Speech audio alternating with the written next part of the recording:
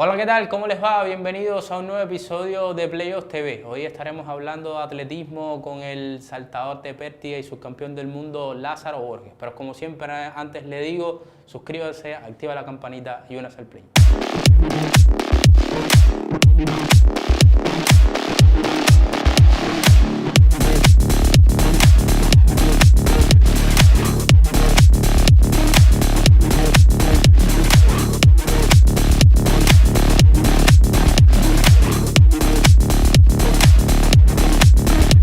Bueno, como le estaba diciendo, hoy vamos a conversar con Lázaro Borges, subcampeón mundial del salto con pértiga. ¿Qué tal, Lázaro? ¿Cómo te va? Bastante bien dentro de lo que cabe. Bueno, coméntame un poco, porque se me hace, no sé si decirte difícil de entender, pero ¿cómo es la elección de escoger la garrocha? Bueno, gracias primero que nada por invitarme y nada, bueno, a ver, realmente no fue una elección, fue algo que surgió casi prácticamente de la nada. Vino mi primer entrenador y primo por aquel entonces, mi primo, ¿no? Y me explicó que había terminado de su carrera deportiva en el propio evento y empezaba a trabajar en la EIDE. Y se acerca a mí, a mi mamá, y nos explica, no, mira, voy a empezar a trabajar en la EIDE y necesito alumnos, ¿no? Necesito matrícula en salto con pértiga. Para entrar a la EIDE, mi mamá me siente y me dice, bueno, mira, es la EIDE o te quedas afuera y el servicio, ¿no? Y yo, bueno, me voy para la EIDE. Y entonces así fue más o menos los inicios de cómo fue básicamente, ¿no? Más o menos qué edad tenía. Yo tendría en aquel momento unos 13 o 14 años. 13 o 14 años. 14 años tendría. Y entré a la EIDE como tal, ya haciendo salto competitivo. ¿Pero habías practicado anteriormente No, para atletismo o fue algo, llegaste directo al salto con Sí, a ver, yo pértiga? antes de empezar en la EIDE, ¿no? Como tal, propiamente en salto competitivo, yo pasé por la pre-EIDE. Era como un sistema, ¿no?, educativo que existía anteriormente y en Ciudad Escolar Libertad, ¿no?, en Marianao. Era una pre-EIDE, era una escuela donde habían ciertos talentos deportivos, varios combinados deportivos y entonces que fuera sobresaliendo iban haciendo captaciones y así sucesivamente iba escalando las diferentes enseñanzas. Siempre en atletismo. Sí, sí, a ver, pasé por un montón de deportes, ¿no? Pasé por karate, por taekwondo, por lucha y ni recuerdo cuántos deportes más, incluso hasta por natación. Pero bueno, en el atletismo me quedé y me gustó mucho el estar activo, ¿no? Corriendo y dando volteretas y cosas así, era bastante intranquilo en ese sentido, ¿no? Y bueno, llega el momento en que mi entrenador, mi primo, me dice, oye, ven, vamos a la EIDE. Tienes ciertas habilidades que te ayudan, ¿no?, en el salto con pértiga. Yo ni sabía en aquel momento qué cosa era una pértiga, ni sabía qué cosa era ese evento, ¿no? Y bueno, y así fue como los inicios de Lázaro, ¿no?, en la EIDE. Ya estando en la EIDE, me fui enamorando del evento un poquito más, porque era un poco como que lo mismo que estaba haciendo afuera, ¿no? Dar saltos, dar volteretas. El evento es propio en habilidades gimnásticas y entonces eso me gustaba mucho, ¿no? Y fui enamorándome del evento, me fui enamorando, me fue gustando y entonces hubo una parte en el año donde empezaron las eliminatorias para los Juegos Escolares en aquel momento. Y entonces nosotros empezamos a hacerlo, el evento técnico en el Estadio Panamericano. Fuimos todos nosotros muchachos en la EIDE, 14 añitos, y vimos un entrenamiento del equipo nacional en aquel momento, ¿no? Y fue algo que me quedé impactado, porque nunca había visto un salto real de pértiga, con pértiga, ¿no? En la EIDE, ¿cómo entrenaba? A ver, en la EIDE, el salto con pértiga. pértiga, todo el mundo va a hacer la misma pregunta, ¿no? ¿Cómo tú no tienes miedo? No, el problema es que esto es un proceso, ¿no? Empiezas con una base que no tiene nada que ver con la pértiga, solamente es elementos técnicos. Después empiezas a hacer elementos de gimnasia, y entonces después eso se va uniendo, ¿no?, una cosa con otra, y entonces después que tú vas armando el muñeco hasta que ya llegues hasta que el entrenador te lleva a donde te quiere llevar, ¿ves? Y entonces eso va formando parte de tu preparación para hacer el salto con pértiga. Yo nunca había visto un salto con pértiga real, en tiempo real, ¿no? Y entonces ese día estoy ahí y estamos en la grada y yo veo un salto y me quedé súper impresionado con eso. Dije, bueno, esto es lo que estoy yo practicando, pero yo no sabía que había que hacerlo así, ¿no? Y, y me gustó mucho aún más, ¿no? Me gustó aún más el evento, dije, no, porque es un evento complicado, es un evento exótico, por decirlo de alguna manera. Sí. Y entonces me fue gustando y me fue gustando. Incluso le preguntaba a mi entrenador cada vez que hacíamos técnica, ¿no? Decía, ¿cuándo llega esta parte con la pérdida, de hacerlo con flexión? Y dice, tranquilo, no te desesperes, ya tú vas a llegar a esa parte. Y entonces así me fui embullando y entonces cada paso que daba lo daba bastante bien, ¿no? Técnicamente hablando, ¿no? Y entonces así fueron los inicios de la sala. Lázaro, me dice que estabas en la EIDE, ¿estabas becado en ella? Sí. ¿Te costó trabajo estar separado de la familia? Chicos, realmente no. Más sufría mi mamá. ¿Tu mamá sufría más? Sí, más sufría mi mamá que yo, ¿no? Porque en la IE estaba rodeado de muchas amistades, gente buena, obviamente gente mala, pero bueno, eran más las buenas que las malas. Hice muchos lazos de amistad que perduran hasta el día de hoy. Y entonces, como se dice, ¿no? En el buen cubano hicimos un buen piquete y andábamos todo el tiempo juntos, lo compartíamos todo. Si uno hasta los problemas, si uno se metía en un problema, nos metíamos todos y así. Y entonces era una época bonita, era una época muy bonita. Fue una época muy bonita para mí, ¿no? Y entonces era bastante, eso me ayudó mucho también en los resultados deportivos, porque había una ley, yo recuerdo que en la IE había una ley, en aquello era bastante gracioso, que los continuantes le decían a los nuevos ingresos, el que no vaya a los Juegos Escolares no tiene noviecita. Y si estando ya en los Juegos Escolares no coges medallas, tampoco tiene noviecita. Es decir, que entonces había que entrenar para ir a Nacional, para coger medallas. Entonces era una cosa, o sea, era algo gracioso, pero bueno, era algo que nos motivaba y nos ayudaba a nosotros mismos a entrenar, a enfocarse en el entrenamiento y lograr los resultados que uno realmente quería y así. Era bastante entretenido. ¿Recuerdas el primer salto que haces? Sí. Mi primer salto con pérdida, mi primera altura vencida fue 2.40. 2.40. Recuerdo que fue mi primer salto y dije, wow, 2.40. Y mi entrenador me miró así y me dijo, ¿qué? Si todavía Sotomayor con sus pies todavía te gana. Y entonces eso fue algo cómico, ¿no? Algo gracioso. Y fue mi primer resultado. Me quedé impresionado con eso, ¿no? Porque era mi primera vez. Y mi primer gran resultado. Ese fue mi primer año estando en la IDE, ya lo que era salto con pérdida como tal, que en aquellos momentos en combinado se saltaba un estilo metálico, o sea que sin flexión de la garrocha, era solamente la garrocha rígida y salté 2.40.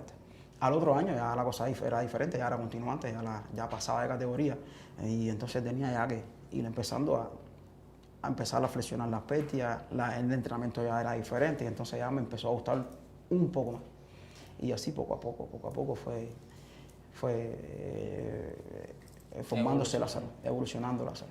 Sí. ¿Cuándo y cómo llegas al equipo nacional? Bueno, eso es una larga historia, bastante larga historia. No va a sobrar aquí, no va a faltar día aquí para contarte la historia, pero bueno, a grosso modo, Lázaro, bueno, llegó, me recuerdo que al próximo año, mi segundo año en AEIDE, mi resultado fue de 3.40, ¿no? O sea, de 2.40 a 3.40, fue un metro de altura, pero que con ese salto yo clasifico los Juegos Escolares, quedo campeón nacional. Ese año, y entonces ya empiezan las perspectivas de Lázaro con vista a lo que es equipo nacional juvenil en aquel momento. Pero bueno, me quedaba un año todavía de escolar y entonces no quisimos quemar etapas, me quedé en la EIDE porque ya me estaban pidiendo el entrenador en aquel momento del equipo nacional juvenil. Pero bueno, no se tomó esa decisión y entonces seguí en la IDE como escolar. Recuerdo que al otro año ya empecé a saltar 3.90, 3.80, 3.90 y ya casi próximo a los 4 metros y ya era un resultado bastante emblemático, ¿no? En aquel momento para mi edad.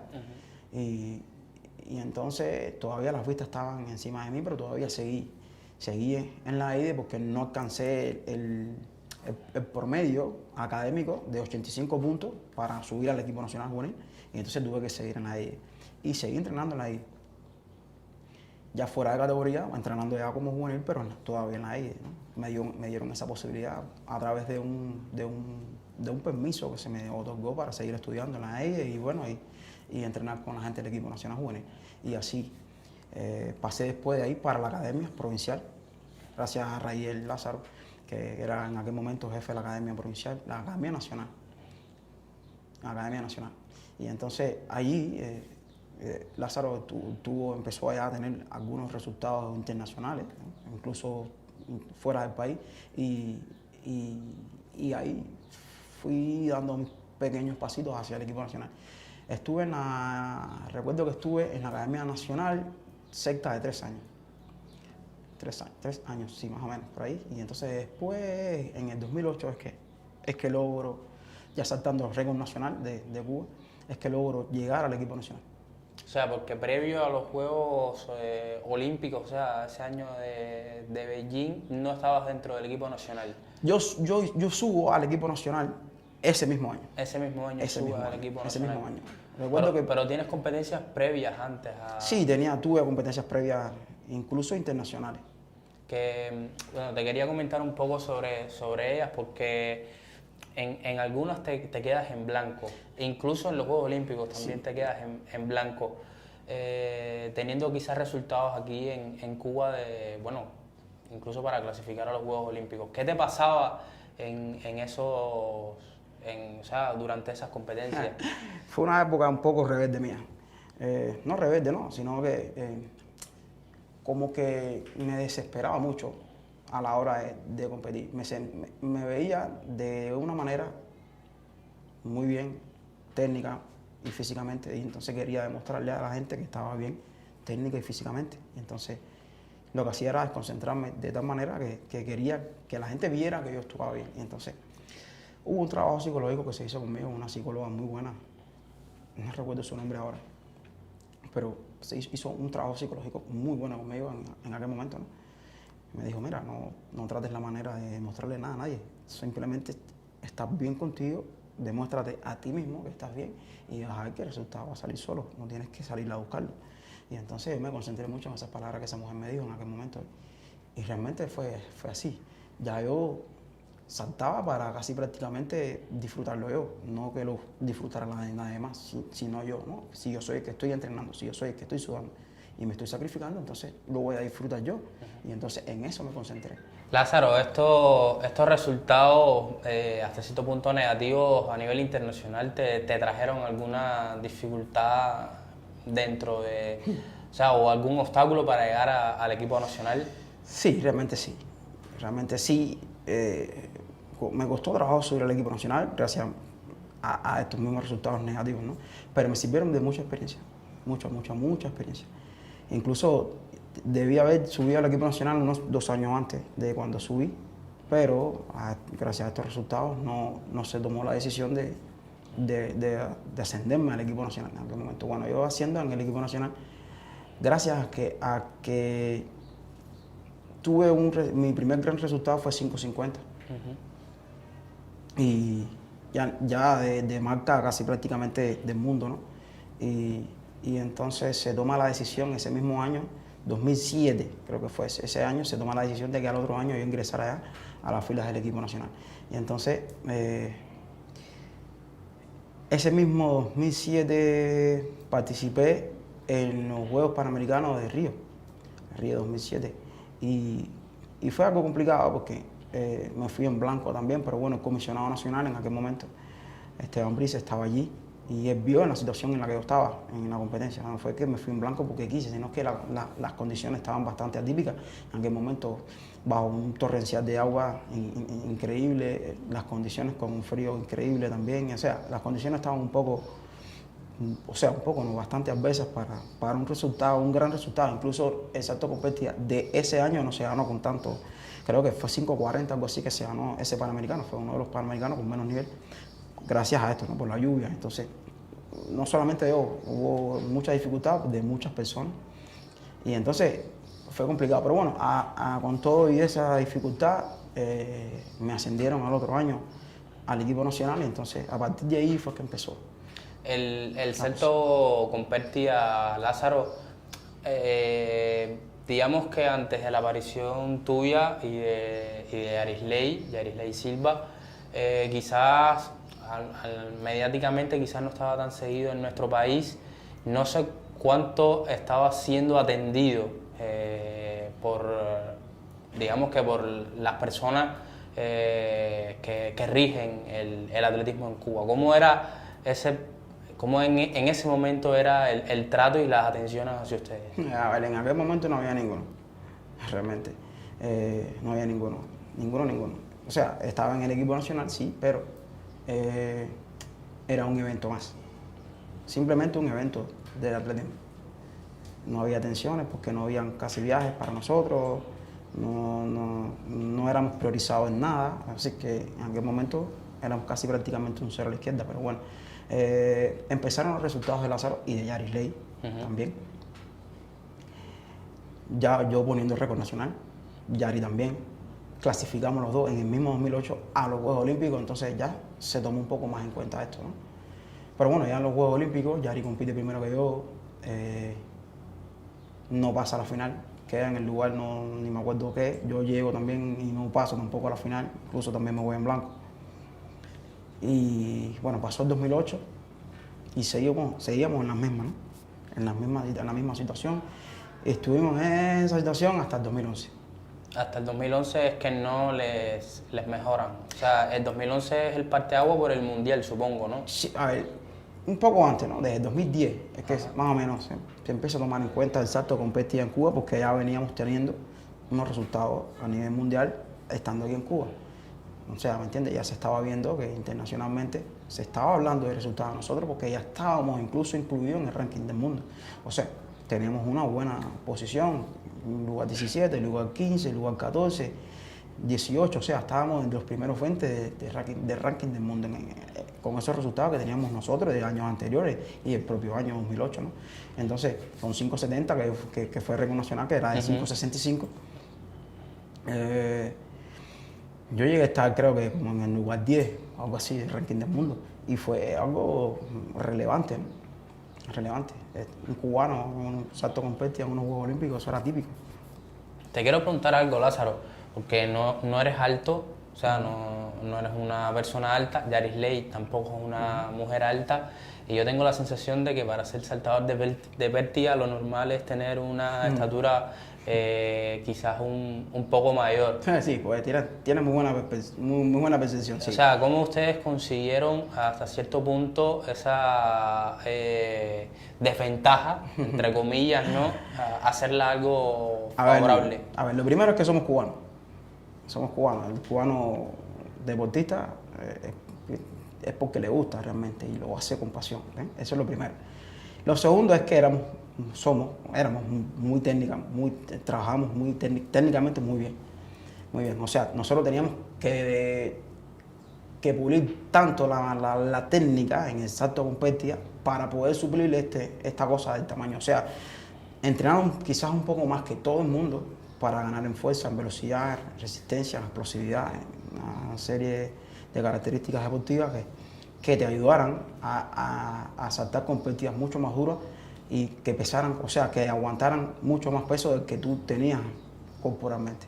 Y entonces, así fue que empezamos nosotros. Esa fue la estrategia que tomamos para empezar a tener resultados. Hablas de tener una técnica quizás superior a las de otros atletas, evidentemente, para poder, hasta cierto punto, esa desventaja, poder salvarla, ¿no? Sí, sí.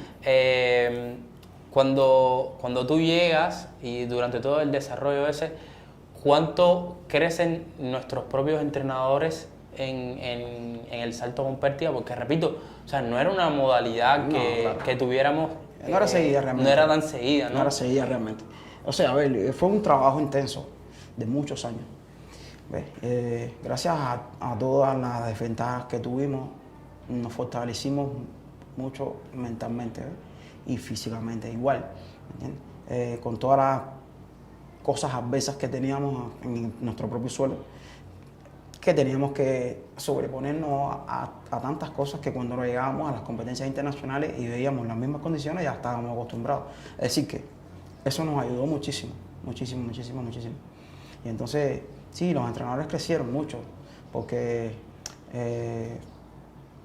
habían entrenadores, por ejemplo, entrenadores de velocidad, entrenadores de salto, que iban a cursos internacionales incluso. Sí, Y pero los de la a los Pertía... nuestros no iban, era solamente viendo videos de entrenamiento, viendo videos de competencia, y entonces a partir de ahí trazamos una estrategia en la cual nos ayudaran en ese sentido. Y fue realmente así. Llegamos al Mundial de Daegu en Corea, tu mayor resultado deportivo, subcampeón del mundo. Hasta cierto punto fuiste una sorpresa, o sea, yo creo que casi nadie esperaba que pudieras alcanzar una medalla y además llegar hasta los 5,90, que es una locura. Cuéntame un poco cómo fue el Mundial, cómo fuiste durante la competencia evolucionando. Bueno, aquello fue una locura total. Y como tú acabas de decir, eso no se lo esperaba casi, no se lo esperaba a nadie. Yo sabía que yo estaba muy bien en ese mundial, ¿no? Yo en toda la temporada estuve saltando sobre los 5,70, 5,65, 5,70. Yo sabía que estaba muy estable, que en el mundial podía salir un buen resultado, basándonos en los resultados que venía trayendo desde el año anterior y lo que estaba arrastrando en todo el propio año. Entonces, recuerdo que mi entrenador, mi difunto entrenador, Rubén Camino, que tengo que agradecerle muchísimo y aprovecho el espacio para mandarle un saludo a la familia. Él no viaja conmigo ese año a la gira, ¿no? Como nosotros le decimos, la gira europea de competencia. Él no viaja conmigo ese año. Yo viajaba con el que es mi posterior entrenador, Alexander Nava, entrenador de Yari, porque la estrategia que se trazó fue que fuera el entrenador del atleta que estuviera más cerca del primero en el ranking, y Yari tenía mejor posición que yo. Bueno, va Nava, y entonces Nava conmigo y con Yari, ahí estaba bien ahí atento a nosotros dos. Y entonces estamos en una base de entrenamiento en Pamplona, una ciudad incluso hermosa de España, y allí conseguimos 2 partidas. Y en un entrenamiento, Nava me dice: mira, compadre, este entrenamiento de hoy es crucial. Vamos a probar estas 2 garrochas. Si tú logras dominar una de estas 2 garrochas, tu resultado va a ser bastante relevante en el mundial. En aquel momento yo miré y yo así decía: no, el mundial es una locura, pero bueno, vamos a probar. Yo positivo siempre, no, vamos a probar. Si de esta manera empecé a sacar cuenta de, no, está la Vilení, está el otro, está el otro, está el otro. Y yo he competido con esa gente y yo puedo estar ahí. Sí, se puede, vamos a probar. Y entonces realmente sí fue crucial ese entrenamiento. Dominé una de las pértigas y yo positivamente por dentro sabía que estaba muy bien. Yo sabía que yo iba a saltar bastante bien en el mundial. Le escribo un correo a mi entrenador para acá y le digo: mira, compadre, estoy bastante bien, estoy haciendo esto así, estoy haciendo esto asado, mándame el entrenamiento de nuevo. Y al final del correo le digo: te espero una sorpresa, te voy a hacer un regalo, te espero una sorpresa en el mundial.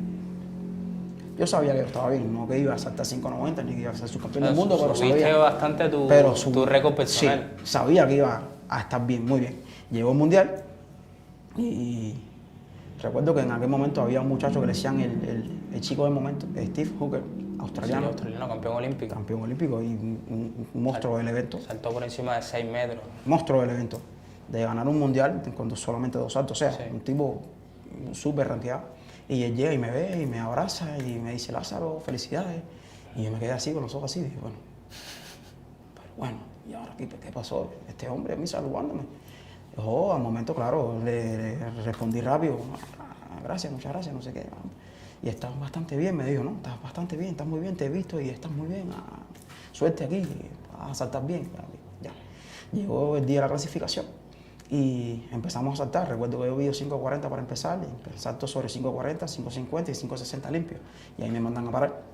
O sea, ya te mandan a parar porque en el grupo, de los que están clasificados al grupo, ya habíamos clasificado y ya mandan a parar. Se termina el otro grupo, estaban los otros 6 del otro grupo y ya.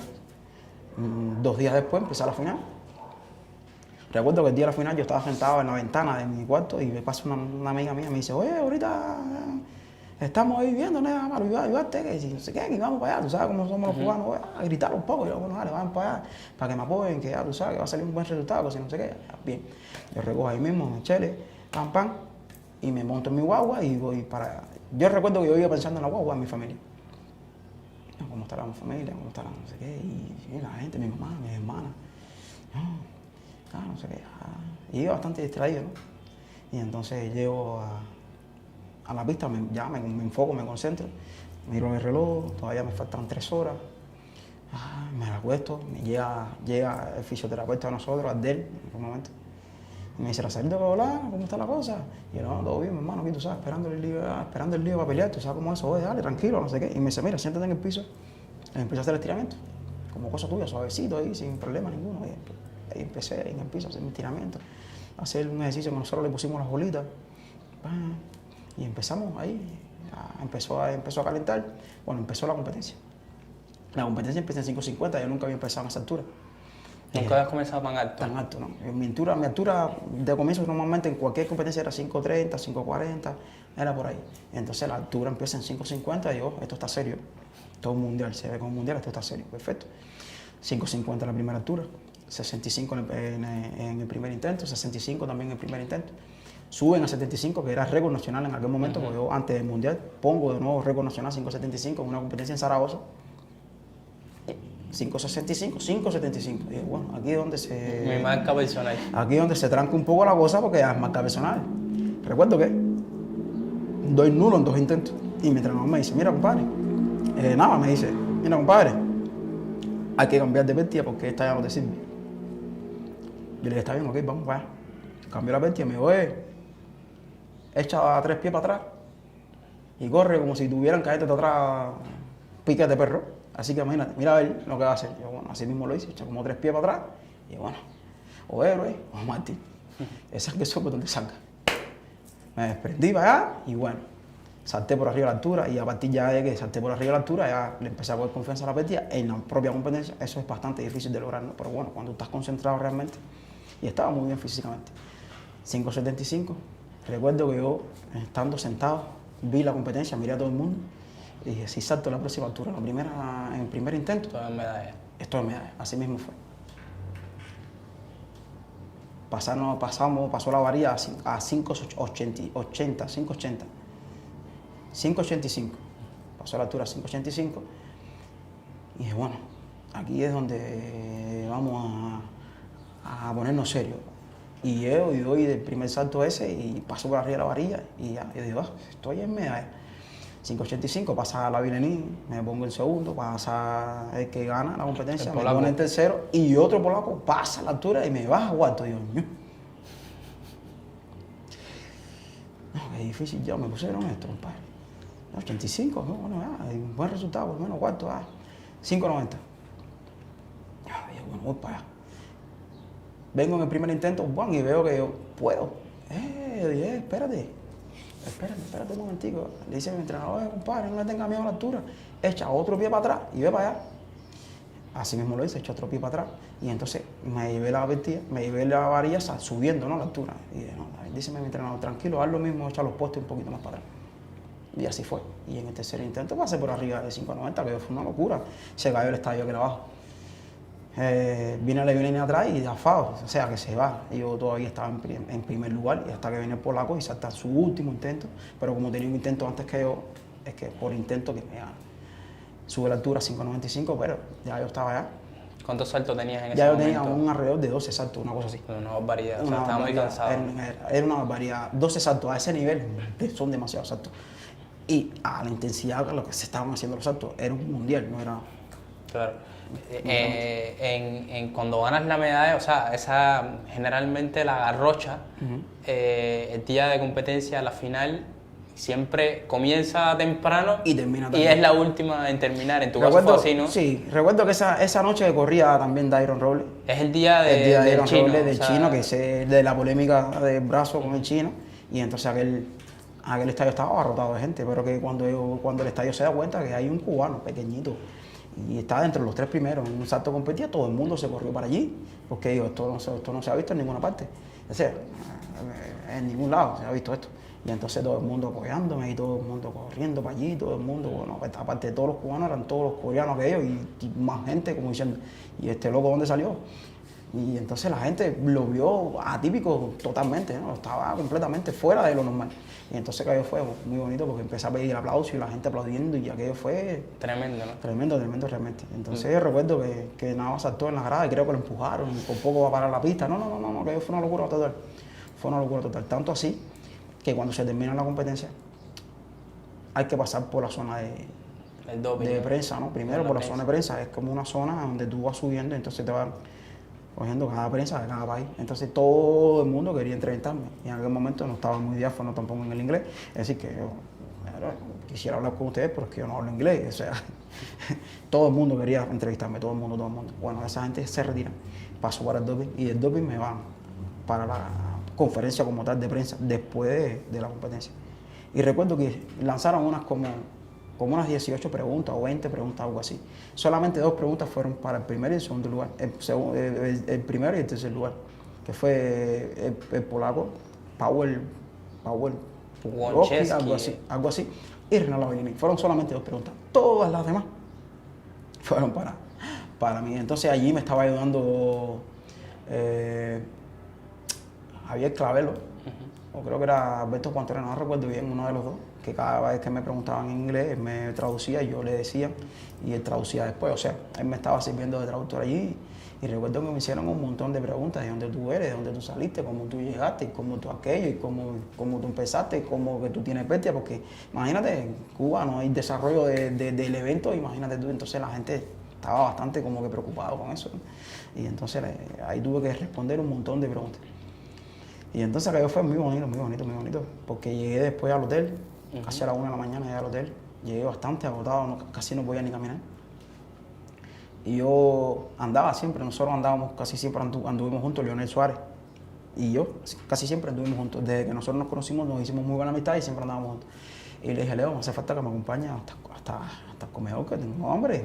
Y cuando entro al comedor, la gente aplaudiendo.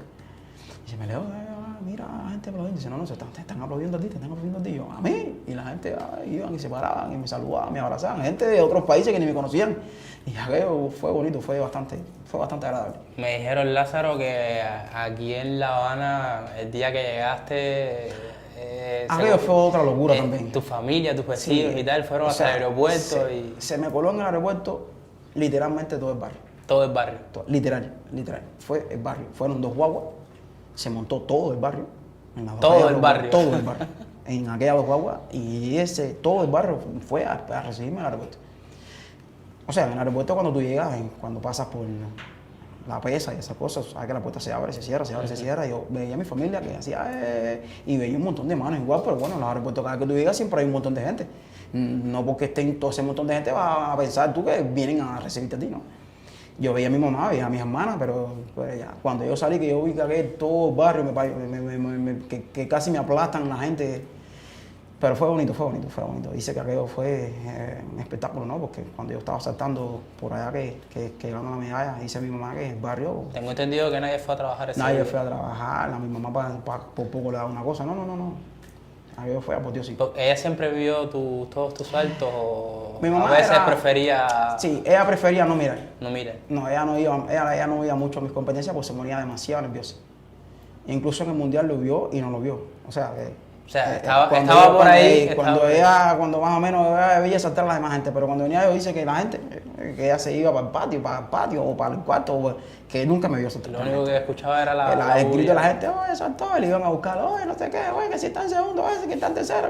Yo recuerdo en aquel momento yo tenía un cuñado que era el esposo de mi hermana mayor en aquel momento, que él sigue siendo un fanático mío, y entonces dice mi hermana que parecía un niño chiquito, delante del televisor comiéndose las uñas, sentado, sin zapatos, sin camisa. Además, con la diferencia horaria eran 7, 8 de la mañana, era muy temprano. Claro, Corea aquí eran como 11 horas de diferencia, son como 11 horas de diferencia, una cosa así. Sí. Y entonces, sí, era muy temprano, eran ya las 7, 9 o 10 de la noche allá, aquí eran como las 5 de la mañana, algo así. 5 o 6 de la mañana y la gente del barrio completo. Dice mi mamá que cuando ya yo quedé ya en subcampeón del mundo, ya en medalla, dice que automáticamente se cerró la cuadra y era fiesta, fue fiesta el día entero. Yo recuerdo que yo llegué al otro día, ¿no? y viene el comisionado no, el presidente del INDE, el comisionado nacional, o sea, en aquel momento fue, y después al otro día, ¿no? Y me dice, ven Lázaro, para que llames a la familia, para que llame a la familia y para que hable, para que... Yo le digo, no muchacho, estás loco, yo no puedo llamar ahora. No, si yo estoy seguro que en mi casa alguien o alguien fue para el hospital o ahí. Si yo llamo ahora con la emoción, yo tengo que esperar a que esa gente dijeran qué fue lo que pasó, que yo quedé subcampeón del mundo. Y a la semana, 15 días, más o menos. Para que cuando ellos dijeran la cosa, más o menos, porque si yo llamo todo seguido de que yo salté y la medalla y yo, ay muchacho, hubiera faltado alguien en la casa. Hubiera faltado alguien en la casa. Y entonces todo fue bastante bonito, bastante agradable. Bueno, casi durante toda la conversación has mencionado la palabra pértiga, bueno, es que obviamente es tu competencia y que necesitas ese implemento para poder hacerlo. Y tenemos claro todo, porque además yo creo que no es una cosa que sea desconocimiento, sino que más o menos todos los que seguimos el deporte siempre los hemos escuchado a ti, a Yarisley, a Alexander Nava, mencionar las dificultades que tenían con las pértigas. En tu caso específico, ¿cómo fue ese proceso en el inicio? ¿Cuántos problemas tuvieron para conseguir pértiga de primer nivel? O sea, cuéntanos un poco. Fue bastante difícil, fue complicado. Fue un proceso muy largo, en el cual incluso hubo que sacar dinero, incluso del propio bolsillo nuestro, ¿no? Yo recuerdo una competencia, una vez que fui a Colombia, Bogotá, y entonces tuve la posibilidad de adquirir una pértiga. Fue la primera pértiga de gran resultado deportivo, ¿no? Gracias a esa pértiga salté 5.50, pero bueno, en Colombia yo la cambié por un par de pinchos, ¿no? Nosotros decimos pinchos, zapatos especializados, una camiseta, un chorro y un par de pinchos. Y la cambié por una pértiga. Incluso la jefatura que fue en ese momento al frente de esa competencia me lo vio mal. Y casi me sancionan cuando llego a Cuba, pero bueno, yo me arriesgué porque me hacía falta. Y entonces, en aquel momento fue difícil. Se hizo una reunión para ver qué decisión se tomaba conmigo sobre esto, ¿no? Y entonces, en aquel momento hubo una persona en la comisión que no era el comisionado, en aquel momento dijo, Cabero, si el muchacho resolvió, sin tener que nosotros tener que invertir, y él, es lástima que se haya tenido que quedar sin pincho, porque pincho en el almacén hay, se le pueden dar a otro muchacho. Pero resolvió para su propio beneficio, porque hay que sancionar. Claro. O sea, fue una pregunta que él planteó allí, me hicieron salir de la reunión, y entonces cuando volví a entrar se había tomado la decisión de que no se me iba a sancionar nada, pero bueno, que para la próxima vez que pudiera hacer que lo expresara. Y dije, bueno, si es así, bueno, sin ningún problema. Ese fue uno de los escontronazos que tuve. Y de ahí en adelante fue bastante difícil porque con la marca de las pértigas con las que yo saltaba eran netamente americanas, son netamente americanas. Entonces, para llegar a adquirir una garrocha de esa tenía que ser por un tercer país. Y entonces era complicado hasta que llegué al mundial. Y en el mundial, el propio dueño de la marca, yo recuerdo que después del mundial venía el Panamericano en Guadalajara, México. Y en una competencia, después del Mundial, en Ries de Italia, el dueño de la marca Spirit, la marca de pértiga con la que yo saltaba, va a verme a esa competencia. Yo gano esa competencia con 5.85. Y cuando termina la competencia, él va hasta el hotel y me hace llamar, ¿no? Y cuando él baja, en el español más o menos que hablan ellos, me dice, mira, yo soy fulano de tal, yo soy el dueño de la marca de Spirit con la que tú saltas. Mira, yo estoy interesado en que tú... Porque la promoción que tú le diste a mi marca en el Mundial fue muy buena, cubano, eso no se había visto. Más o menos saben cómo funciona el capitalismo en ese sentido, ¿no? Y entonces nos hicimos muy buenas amistades. Yo, bueno, hoy sí, bueno, mucho gusto, yo soy fulano también, sí, yo te conozco. Precisamente vine a verte a ti para eso, para verte saltar, cómo es que lo hacías, cómo es que lo haces. Entonces, como todo el mundo, ¿no? Y, ¿no? De donde tú eres, cómo tú llegaste, como estuvo bastante interesado en mi persona. Y entonces yo creo que en aquel momento el INDE de nosotros, específicamente Juan Torena tenía como un negocio con Spirit, la marca Spirit, de comprar, creo, 6 pértigas, 3 pagadas y 3 que nos iban a donar ellos, para que se desarrollara el evento en el país, ¿no? Y entonces cuando pasa el mundial y este gran resultado, él llama para atrás, automáticamente escribe un correo para atrás y dice, bueno, ese negocio ya no existe, yo voy a mandar 24 pértigas, voy a mandar 12 para Lázaro y 12 para Yari, y no tienen que pagar por medio. Realmente fue así, o por lo menos la historia que me hizo él fue así. Y dije, bueno, las pértigas, yo recuerdo que llegaron a Guadalajara, a Juegos Panamericanos, y allí las tuvimos allí rápido, y al momento en las que hacían falta, todo rápido a la competencia y todas las cosas. Y ahí fue que empezamos nosotros a tener ese roce con el de la marca. Aún todavía tenemos, sí. ¿Cómo era viajar con las pértigas? Muchachos, aquello era un tormento complicado, era muy complicado. Tengo conocimiento de una anécdota de que te tuviste que ir sin las pértigas. Sí, en el propio 2011, mi primera competencia grande como tal, no internacional, pero mi primera competencia grande, porque ya había pasado por un Grand Prix de 3 competencias en el Grand Prix Caixa de Brasil, ya había pasado por ahí. Pero bueno, mi primera competencia grande, que fue antes del Mundial, una Liga de Diamante en Qatar, me invitan, llegué a la invitación, y entonces mi entrenador me dice, sí, vamos para allá. Bueno, en esa Liga de Diamante solamente nos habían invitado a Alexis Copello, de drible en aquel momento, y yo, y íbamos a viajar con Javier Sotomayor, pero llegamos al aeropuerto sobre las 5 de la tarde, y el vuelo salía a las 9, 5 o 6 de la tarde, y el vuelo salía a las 9, y Sotomayor se apareció en el aeropuerto casi a las 8 de la noche. Yo recuerdo que cuando fuimos check-in, dice la muchacha check-in, pero ¿a dónde van ustedes con eso? No, eso no puedo viajar ya. Pero ¿cómo no puedo viajar? Mira, yo tengo que irme con esto. Dice, no, ya es muy tarde, ya el vuelo cerró, ya la barriga del avión ya cerró. Ya, esto se queda, ya esto no puede viajar. Veo que Soto se vira y me dice, ¿qué vas a hacer? Yo me viro para donde está mi entrenador y digo, ¿qué hacemos? Dice mi entrenador, vete. Y yo, bueno, me voy. Y nos fuimos, dice Soto, mira, allá, en Qatar, vamos a llegar a la competencia. En la competencia yo hablo con cualquiera que tenga que hablar ahí, para que te presten una y más o menos para que tú saltes. Por lo menos para que no faltes al evento, ¿no? Y yo le digo, bueno, vamos para allá, sea lo que Dios quiera, hacia el final. Bien, así lo hicimos. Llegamos, empecé a calentar, llegué a la competencia, me senté. De momento Sotomayor me llama y me dice, mira, hablé con el de Ucrania, el ucraniano, que dice que te va a ayudar en ese sentido, ¿no?, de las pértigas. Y voy y le digo, mira, compadre, dice, no, sí, ven. Y me abre el estudio así y me dice, ven, coge ahí la que tú entiendas. Empiezo a sacar la que afuera, esta es la que me conviene, bueno, con esta misma yo voy a saltar. Recuerdo que salté 5.60 allí, que es tercero, le gané al propio que me prestó la pértiga.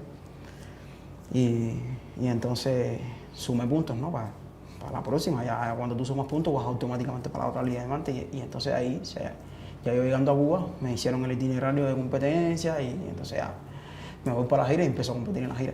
Recuerdo que la próxima, la otra Liga de Diamante fue en Suiza. Y él llegó, yo llegué, lo vi, él me vio y me preguntó, ¿trajiste las pértigas? El ucraniano. Y yo le dije, no sé si ahora sí las traje. Y él dice, bueno, porque...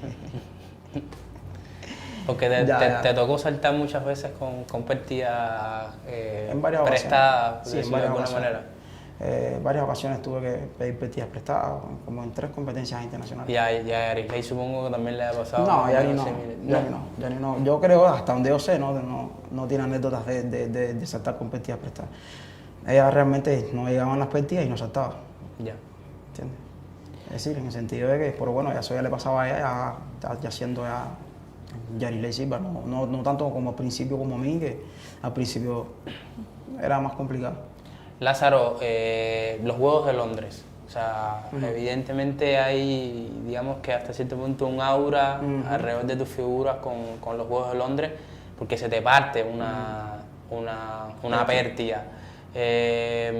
¿Cómo fue ese momento que se te haya partido esa pértiga? ¿Cuánto te afectó que se haya partido la pértiga? Porque incluso muchos hablan de que eso repercutió en el resto de tu carrera.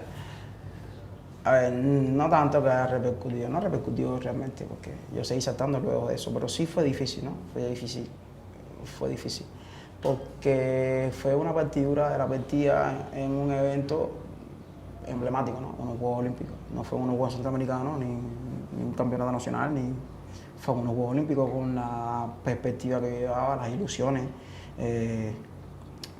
los pronósticos. Y entonces fue complicado, fue bastante complicado, porque a nivel anímico fue un bajón increíble, ¿no? Porque realmente sin pecar de ser autosuficiente, ni mucho menos, pero bueno, yo pude haber tenido la posibilidad de estar dentro de los 5 primeros en esos Juegos Olímpicos. Y eran unos Juegos Olímpicos que todo el mundo quería. Todo el mundo quiere tener una medalla olímpica, ¿no? Y entonces, de hecho, fue la única que me falta. Y entonces, llegaban los Juegos Olímpicos, sabía que era mi momento, ¿no? Me preparé bastante bien, muy bien.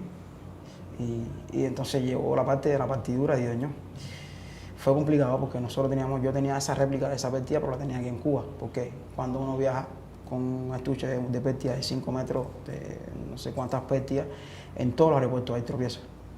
En todos los aeropuertos que pase hay tropiezos, incluso a veces pértigas. Y entonces eran unos Juegos Olímpicos. Imaginas que si hubiesen perdido las pértigas en el propio Juegos Olímpicos, era complicado. Y entonces, ¿qué estrategia tomamos? La réplica de este juego de pértigas, esta escalera de pértigas que tú vas a llevar para allá, se van a quedar aquí en Cuba, para por si se pierden estas por allí, yo tener aquí el respaldo en Cuba, ¿entiendes? Y no quedarme en el aire, ¿no? Y así lo hicimos. Y entonces fue así. Llegó el momento de la clasificación y se partió aquella pértiga, que fue que se me cayó el mundo. Porque ya no tenía cómo, tenía que o subir para una pértiga más dura o bajar para una pértiga más blanda. Yo estaba preparado para esa partida en medio, que era la que me iba a dar la clasificación a la final. Y entonces, al partísimo esa partida, me destroza la estrategia que tenía. Y entonces tuve que bajar a la partida más débil y entonces la altura no me daba. Y entonces, casi aún por poco clasifico si no hubiese sido por un intento, pero bueno, el casi no existe en el deporte. ¿Se te habían partido antes las pértigas? Sí, era como la quinta que se me partía, o la tercera, algo así. No era la primera, pero era en el lugar donde era. O sea, te lo pregunto entre otras cosas porque, te repito, o sea, hay un cierto comentario común de que... No tanto, a mí se me habían partido otras pértigas ya, incluso en eventos internacionales también, y resolví el problema. ¿Es algo que pasa, digamos, comúnmente? Por decir? No pasa común, pasa una vez cada... O sea, sí, ¿qué pasa? Puede pasar. Puede pasar. Pasa. Pero no es que sea común, porque las pértigas son hechas de un material que es casi prácticamente bastante longevo, ¿no? Fibra de vidrio, fibra de carbón, eso es altamente flexible. Y entonces son un montón de capas. Eso se debe haber partido por algún golpe que se dio o un trabajo técnico mal. Y entonces yo el trabajo técnico mal lo descarto porque nosotros trabajamos técnicamente bastante bien. Y entonces achaco que la pértiga en alguna de las competencias previas sufrió un golpe y entonces por ahí se fue. O sea, es lo que yo deduzco, ¿no? A nivel psicológico, ¿cuánto te afectó? Ya no lo de la pértiga, sino no poder competir en los Juegos Olímpicos. Anímicamente sí me afectó mucho. Fue muchísimo.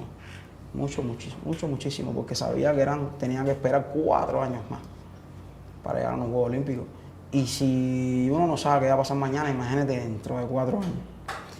Y la vida me dio la razón de que, mira, no pude clasificar a los Juegos Olímpicos de Río luego de eso. Es decir que yo sabía que mi oportunidad era esa y que se me acababa de escapar de las manos.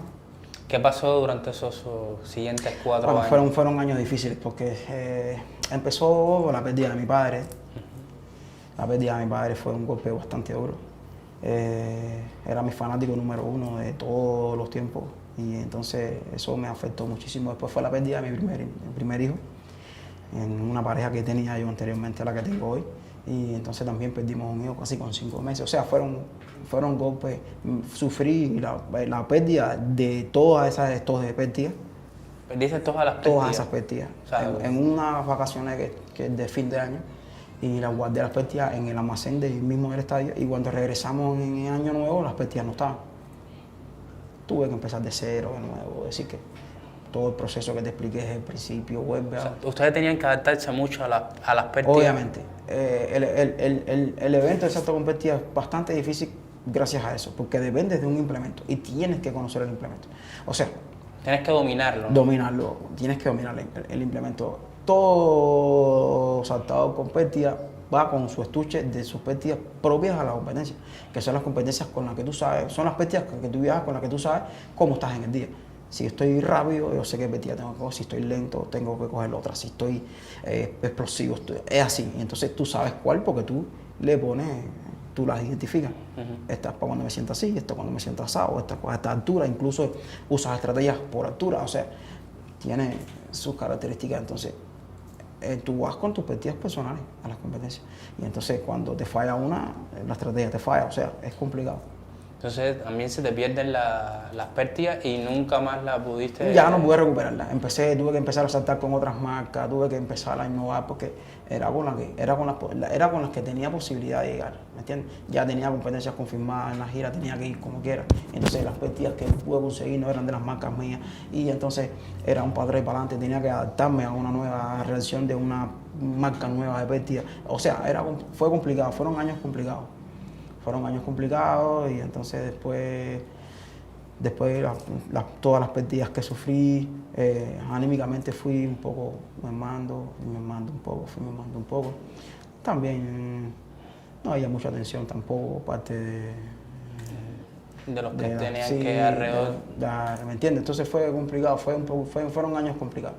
570 es lo que saltas después de... 570, después de Londres 570, después empecé al otro año 65, 70, así, después fui bajando 540, 550 y así ya después me mantuve en ese ámbito, 545, 550, 555, incluso llegué a saltar 560 en México, en una competencia en México. Ya eso fue 2018, 2017, 565, 560, 555, por ahí. Y por ahí fue que empecé a... ¿Cuándo, antes que eso, por qué se robarían unas pértigas? Chico, o sea, ¿con qué sentido? Las persigue mucho la gente del circo. Ya. O sea, para los saltos a sí, los ahí saltos, ellos tienen exacto. ellos tienen ciertos números que le hacen falta a ese tipo de pértigas. Bueno, me pregunto, ¿no? Sí, esa es una pregunta que me hace todo el mundo, ¿no? En la calle, coño, compadre, pero ¿para qué se pierde? ¿Qué objetivo cumple? Sí. La gente del circo la compraba mucho, entonces... ¿Cuánto cuesta una garrocha? Chico, no lo sé, o sea, a ver... De primer nivel, más De o primer menos. nivel, de primer nivel. Personalmente, comprándola tú, entre 11 y 13 mil dólares. No es barata. No es barata. No es barata. Y entonces, imagínate que tú puedas comprender un esto de, no sé, de hasta 12 pértigas. O sea, a ver, que no funciona así. Ya tú, se supone que allá afuera tú pertenezcas a un club, que el club se haga cargo. O sea, no sé, la institución compre un esto grande que sale más barato. Pues tú yendo a una empresa particular, tú particularmente te sale en ese precio. Sí, bastante caro. ¿Cuándo decides que ya es momento de parar? Bueno, en el 19 nacen mis pequeñas imagüitas. Que tengo entendido que creyeron que eran hasta 3. Sí, fue, muchacho, eso fue complicado. Ese día del ultrasonido. Cuando me dijeron que eran 3, dije, alabado. Y no, bueno. Y entonces después, con el tiempo, se fue una y se quedaron ellas. Las 2 criaturas hermosas que tengo hoy como hija. Y entonces mi esposa sale en estado en el 2019.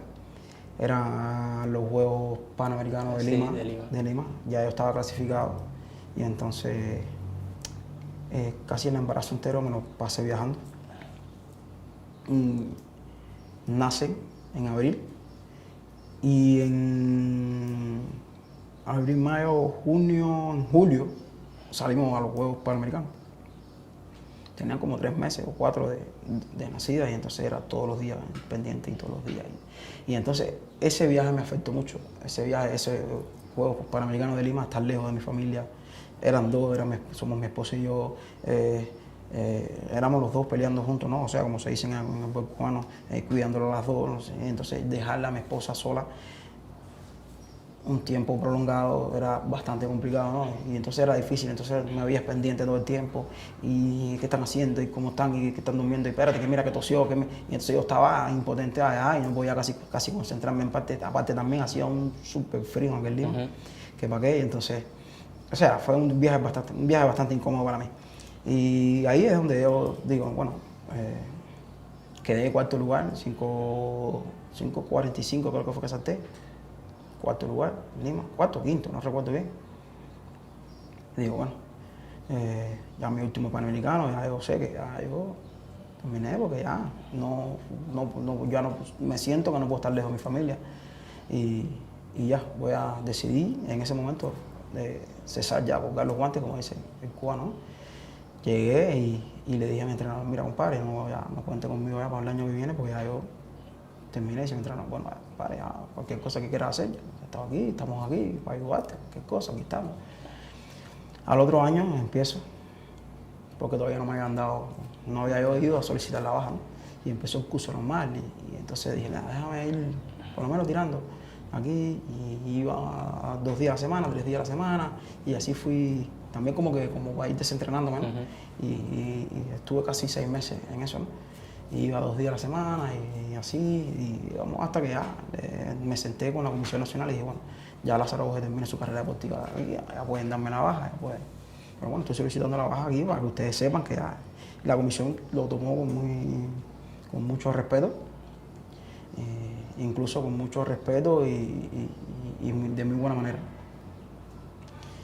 Y ya en septiembre ya me causo baja del equipo nacional y ya.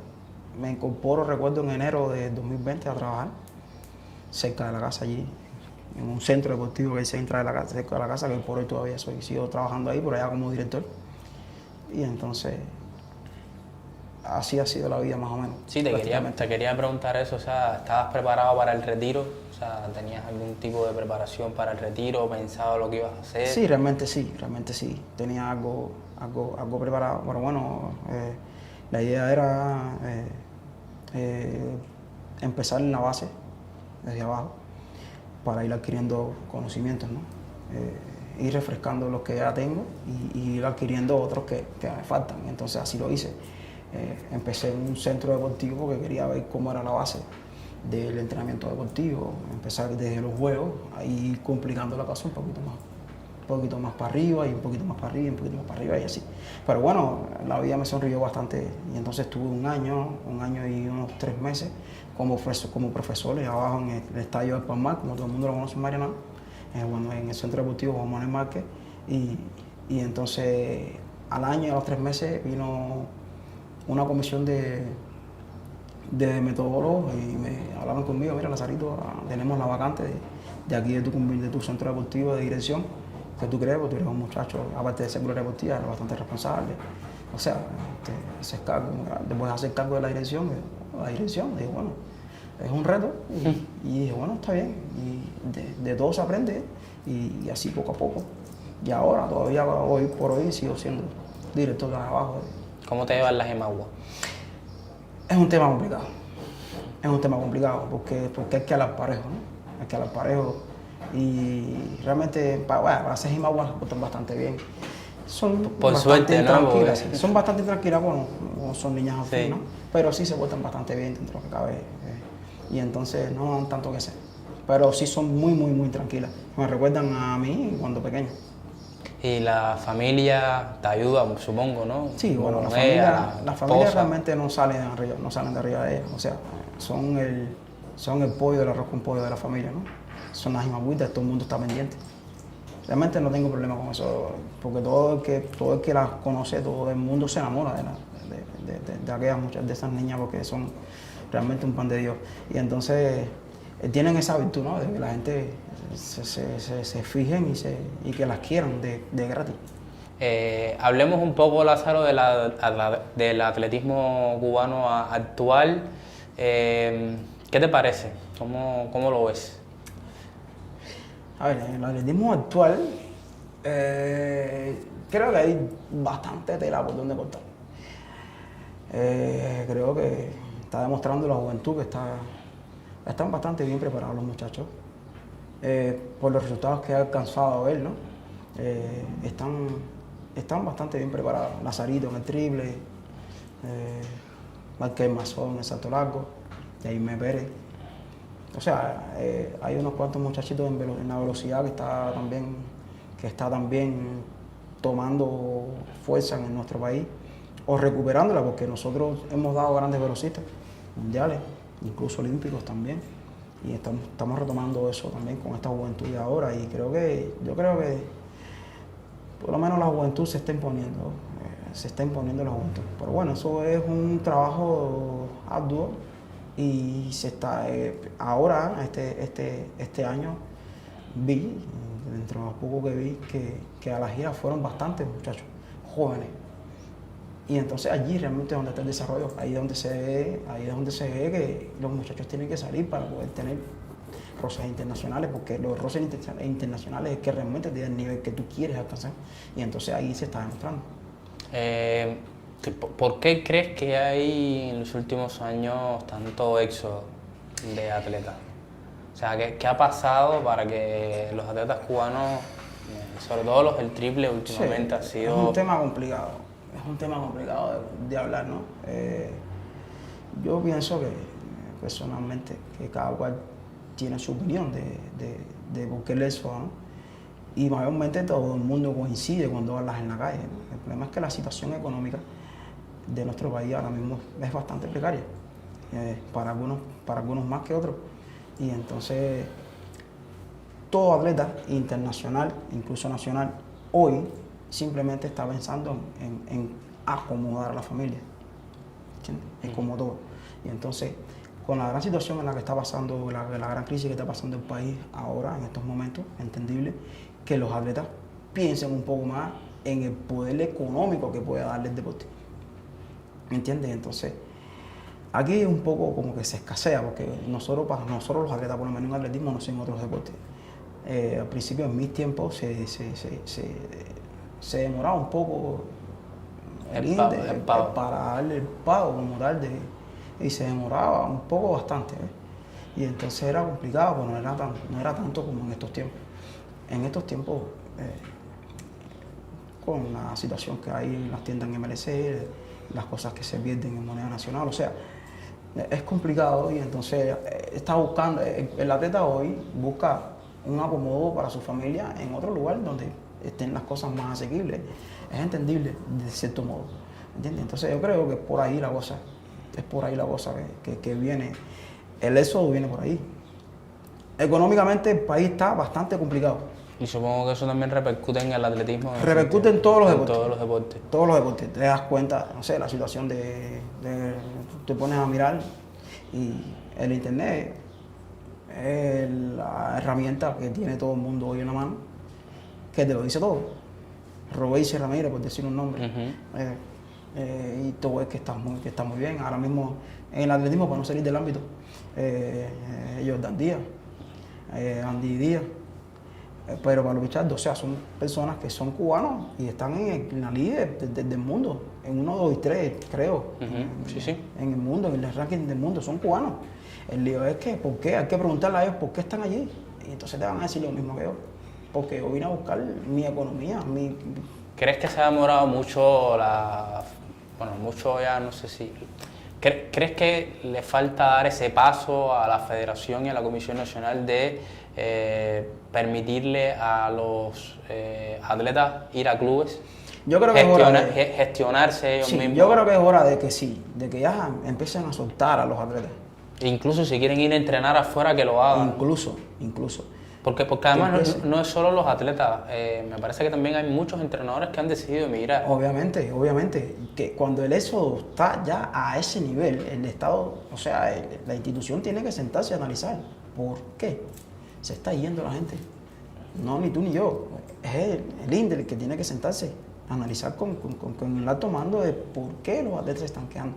Es mucho más vergonzoso que el atleta salga y deserte a que tú le digas, mira compadre, yo te voy a dar la posibilidad de que tú te busques un club y no tienes que desertar. Tú solamente entrenas, compites, lo haces todo por allá y tú solamente aquí tienes que venir a competir en el campeonato nacional.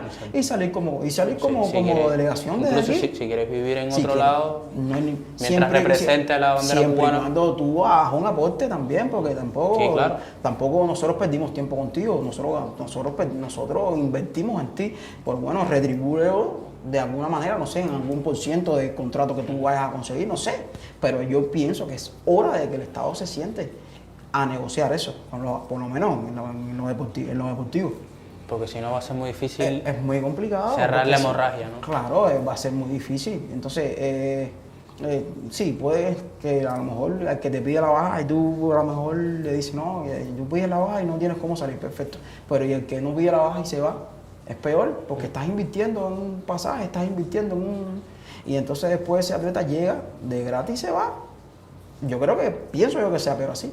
Sí, claro, evidentemente. Evidentemente es peor así. Ya, siéntate y negocia con todos los deportes.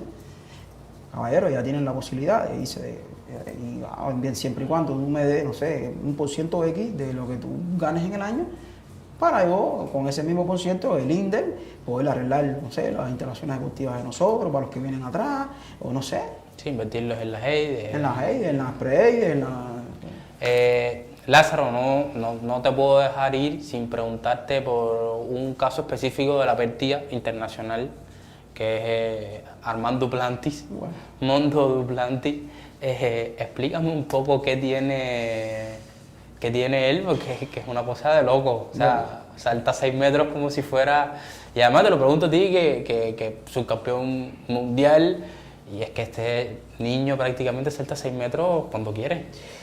Bueno, yo tuve la virtud de saltar con Duplantis en el año...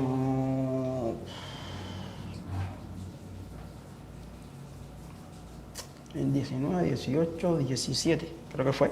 Era un niño, un Todavía era adolescente muchacho, casi, ¿no? porque ya saltaba 5.50.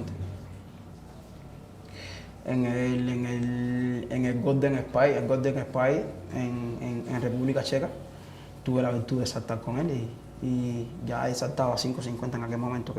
Es decir que ya venía ya con credenciales. Pero ese muchacho ahora mismo ese muchacho está imposible. Él está imposible. Todo el que me pregunta, y fulano, y Duplantis, no, ese muchacho está imposible. Y va como va, de la forma que entrena, de la forma que salta en la competencia. Yo creo que ese muchacho va a durar mucho tiempo, incluso más que Busca. ¿Crees que puede llegar a los 6.20? Sí, lo creo. De hecho, estoy seguro de que va a llegar a los 6.20. Incluso un poquito más para allá. Yo lo vi saltar en una competencia en un invierno sobre 6, todavía el récord era como 6.16 de la Villeneuve, y en esa competencia en la que yo fui, que él saltó sobre 6.10 más o menos. En un intento pasó ampliamente por arriba de la varilla y cuando iba cayendo la tumbó a propósito con la mano. Es decir, se daba ese lujo de saltar por arriba de 6 metros, 6.10 y tumbarla con la mano. Es decir que algo de loco. Sí, un talento... Sí, imposible ese muchacho ahora mismo está. Bueno, Lázaro, ya para ir cerrando, ¿satisfecho con tu carrera? ¿Lo volverías a repetir todo? Sí, todo, no cambiaría nada. No cambiaría nada. Y si vuelvo a hacerlo, vuelvo a hacer las veces que sean necesarias. Porque fueron momentos bonitos, agridulces, malos, pero bueno, todo fue un paquete en el cual me dio el éxito. ¿Planes a futuro? Bueno, por lo pronto concentrarme bien en mi puesto de trabajo, aprender de todo lo que me está enseñando ahora en este momento y nutrirme de muchas experiencias, no solo deportivas, sino administrativas también. Y ir adquiriendo muchos conocimientos que en un momento determinado sé que en un futuro me pueden servir y disfrutar de mis hijas, mi familia. Bueno, muchísimas gracias, Lázaro, por pasarte por acá por Playoff TV. Nosotros, como siempre, les comentamos a ustedes que se pasen por la página web playoffmagazine.com. Ahí tendrá una entrevista en texto también a Lázaro Borges, mucho más amplia que esta. Y como siempre les digo, antes de despedirse, suscríbase, activa la campanita y únase al Play.